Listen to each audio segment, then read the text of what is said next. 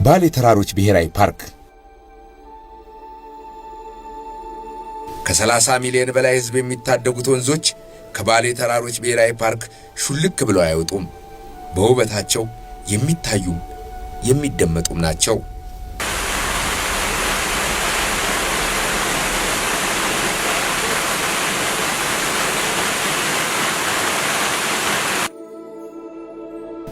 ባሌ ውበት የሚጠበቅበት ፓርክ ብቻ አይደለም፣ ሕይወትም ጭምር እንጂ።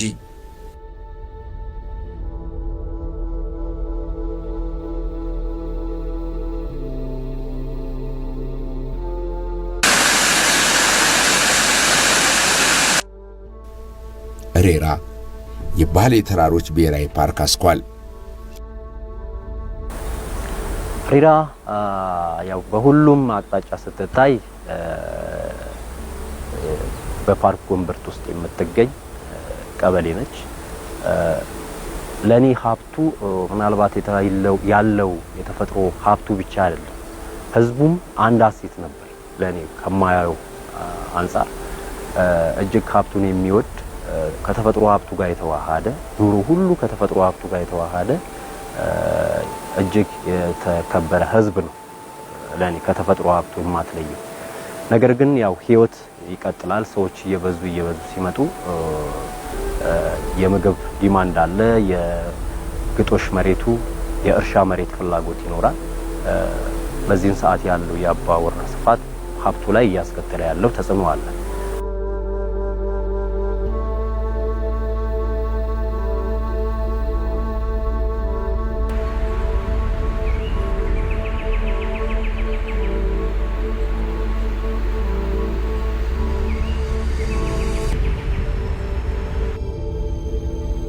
ይህ ሬራ አቅራቢያ የሚገኘው ማራኪ ደን ነው።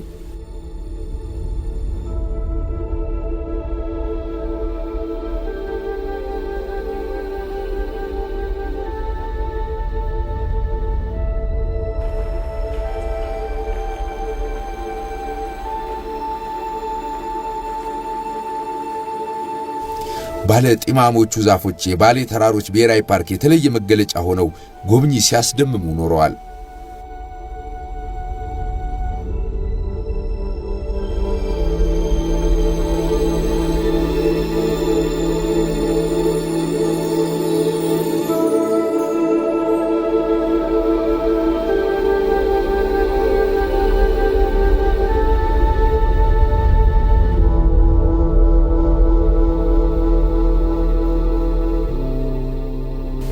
እዚህ ሲደርሱ የሚታየው የተለየ ስሜት ይፈጥራል።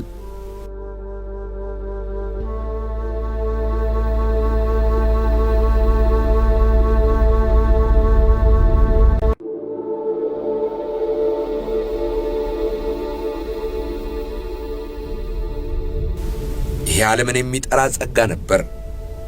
ባሌ የበሰለ ማዕድ ነው።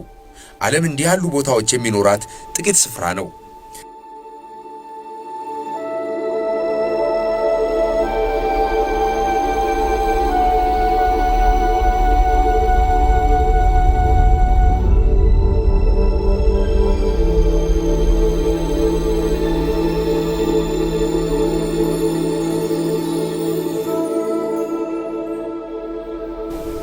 ጆን ካቢት የተባለ ሰው ትራቭል ኤንድ ሂሊንግ በሚለው ስራው ዓለምን በተራራ ስለመታከም ሊነግር አዲስ ሐሳብ ይዞ መጣ።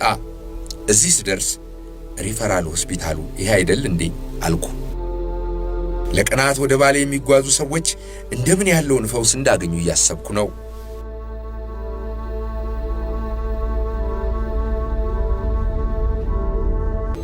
አንድ ፓርክ ብዙ ዓለም።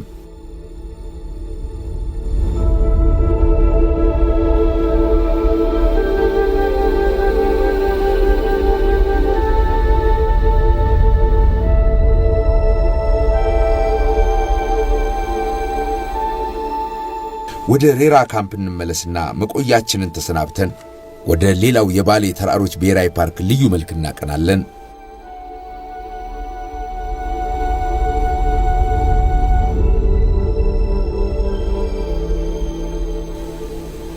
የሬራ ካምፕ ቤተሰቦች በባሌ የባህል ምግቦች ጥሩ አርገው ጋበዙና ሸኙን።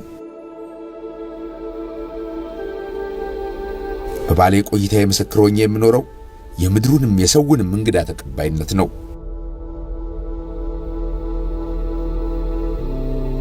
የኛ ህብረተሰብ ከሌላ አኳያ ለየት የሚያደርገው ባህሉ ከውጭ የሚመጣን ሰው በጣም ተቀባይ ነው። ለምን መጣክ ምንድን አይተናከለምና ከፊቱ ፈገግታ እንጂ መኮሳተርን አታይበትም። ይሄ ባህላችን ነው፣ የዚህ አካባቢ ባህል ነው።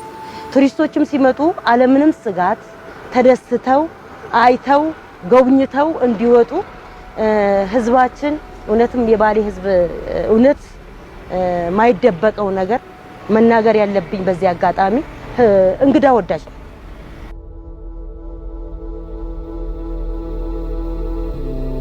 ሬራን በጥሩ ትዝታ ተሰናበትናት።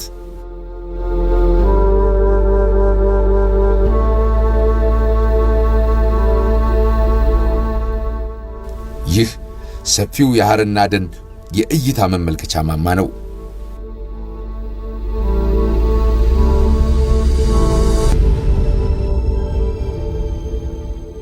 ጉሙ የሚሰራው ትዕይንት አሻግሮ ለማየት አስቸጋሪ ያደረገው ባሌ ተራሮች ብሔራዊ ፓርክ በስፋት 2150 ኪሎ ሜትር ስኩዌር ነው። በዚህ መሃል በእጽዋት ላይ በመርኮዝ ባሌ ተራሮች ብሔራዊ ፓርክ በ5 ዞን ነው የሚካፈለው። ስለዚህ ሐርና ደን በብዛት እንደ አንበሳ፣ ጥቁር አንበሳ፣ ዋይልድ ዶግ እና ባሌ መንኪ፣ ባሌ ጦጣ የሚገኙበት ቦታ ነው። ሐርና ደን እንደ ሀገራችን ሁለተኛ በጣም ጥቅጥቅ ያለ ደን ነው። ምናልባት ከያዩ ቀጥሎ ሁለተኛ ደን ነው። ሐርና የፓርኩ ደቡባዊና ትልቁ ቦታ፣ በኢትዮጵያ ሁለተኛውን ትልቁን ደን የያዘ ስፍራ። የሐርና ደን ከፓርኩ ቅጥር አልፎ በማህበረሰቡ እጅ ስር ያለ የጥብቅ ደን ሽፋንን ያካትታል። በአጠቃላይ ከ4000 ስኩዌር ኪሎ ሜትር በላይ ስፋት አለው።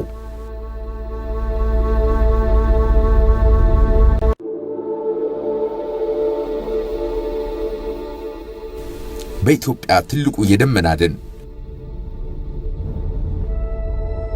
የታችኛው ክፍሉ በደረቅ የተራራ ደን የተሞላ ነው። የአንበሳ ነብርና የአፍሪካ የዱር ውሻ መሸሸጊያ፣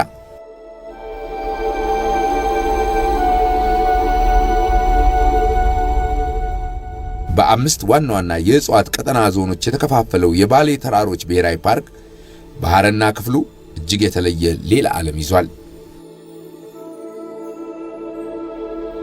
ሐርና ደን እጅግ ለብዙዎች ህይወት መኖሪያ የሆነ በሀገራችን የሚገኝ ከሞይስት ፎሬስት የምንላቸው ሁለተኛ ደረጃ ላይ የሚገኝ ጫካ ነው። ሌሎች አጠቃላይ ሰብስበውት ባዮዳይቨርሲቲ ሆትስፖት ተብሎ በእንደ ዓለም ከተለዩት ዓለማችን ምሰሶ የሆኑ ግን እየጠፉ ያሉ ቦታዎች ተብሎ ከተለዩትም ጭምር ነው። አጠቃላይ የባሌ ተራሮች ብሔራዊ ፓርክ በተለይ የዓለም ሳምባም ጭምር ነውና በካርበኑ ሌሎች እጅግ ብዙ የሆኑ ብዝሃ ህይወት መኖሪያ መሆኑ የሐርና ደን ለየት ያደርገዋል።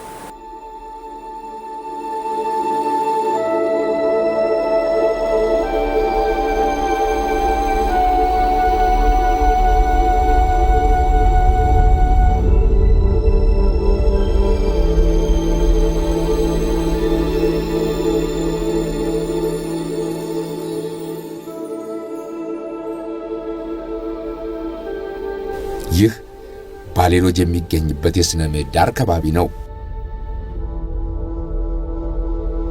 አንድ ፓርክ ብዙ ዓለም የሆነው የተፈጥሮ ጸጋ እዚህ ጋር ደግሞ ሌላ መልክ አለው።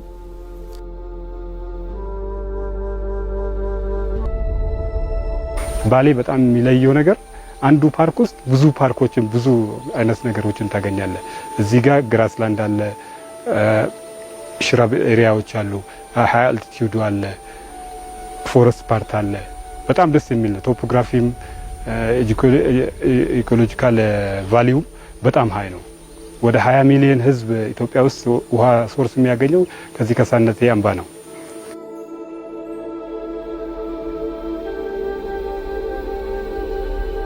ሐረናን ሰንጥቀን ወደ ማኛቴ እያቀናን ነው።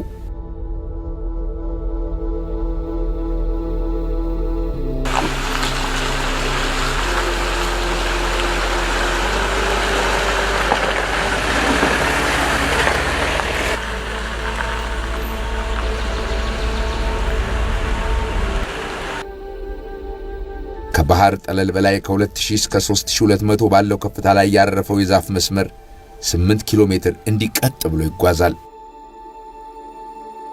ከነ ስሙም ብዙ ፓርክ በአንድ ቦታ ወይንም አንድ ፓርክ ብዙ ዓለም አንድ ፓርክ የሚል ስያሜ የተሰጠው ስሙ ይገልጸዋል በጣም እና ባሌ በጣም ለየት ካሉ የኢትዮጵያ አንጡራ ሀብቶች ውስጥ አንዱ ነው ብዬ ነው የምወስደውና ለኔ ልዩ ነው።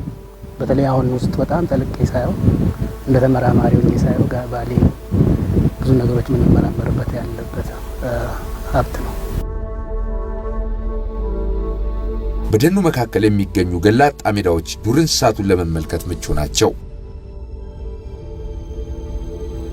ፓርኩ በአፍሪካ አዋፍ ክለብ በአፍሪካ ቁጥር 4 የሚባል የአዋፍ መኖሪያ ነው። ብዙዎቹ ሐረና ደን ይገኛሉ። ሌላ ቦታ የማታገኝ በተለይ የሳቫና ኢኮሲስተም ላይ የምታገኝ የብላክ ኔክድ የሆነ የአንበሳ መገኛ መሆኑ ነው። አንበሳ ብዙውን ጊዜ የሚታወቀው ያው ሳቫና ላይ ነው። ግራስላንድ እንደ ልብ ሮጦ ሊያድን የሚችልበት ኦፕን የሆነ ቦታ የሚፈልግ ነው። ግን በዚህ ሐረና ደን ውስጥ መኖሩ አጥፎት ያኖረበት መንገድ ራሱ ሌላ ሚስጥር የባህርና የሚገኘው የአንበሳ ብቻ አይደለም፣ ተኩላም አለ። ተኩላም ሲታወቅ እንደዚሁ በእንደዚህ አይነት ሀቢታት ነው የሚታወቀውና ተኩላም የሚገኝበት ስፍራ ነው።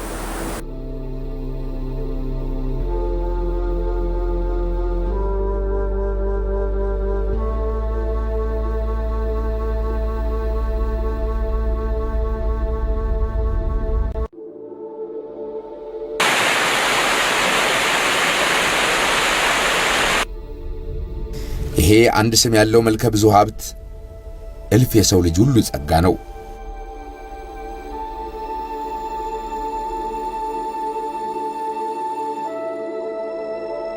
የባሌ ተራሮች ብሔራዊ ፓርክ ትሩፋት ድንበር ይሻገራል፣ ለፕላኔቷ ፋይዳ አለው።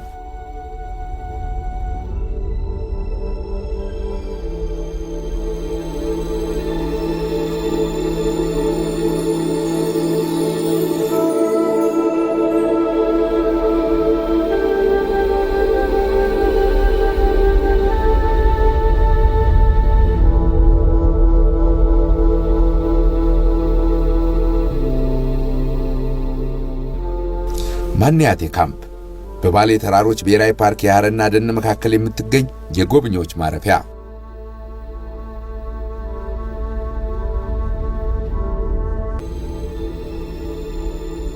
ከሬራ 35 ኪሎ ሜትር ገደማ ርቀት ላይ የሚገኝ ልዩ ቦታ።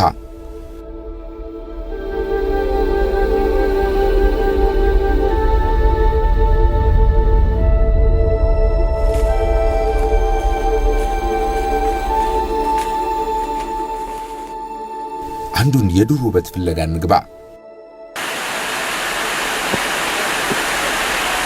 የባሌ ተራሮች ብሔራዊ ፓርክ አንድ ግን ብዙ በየኪሎ ሜትሩ ተአምር የሚታይበት እጅግ ልዩ የሥነ ምህዳር ዓለም።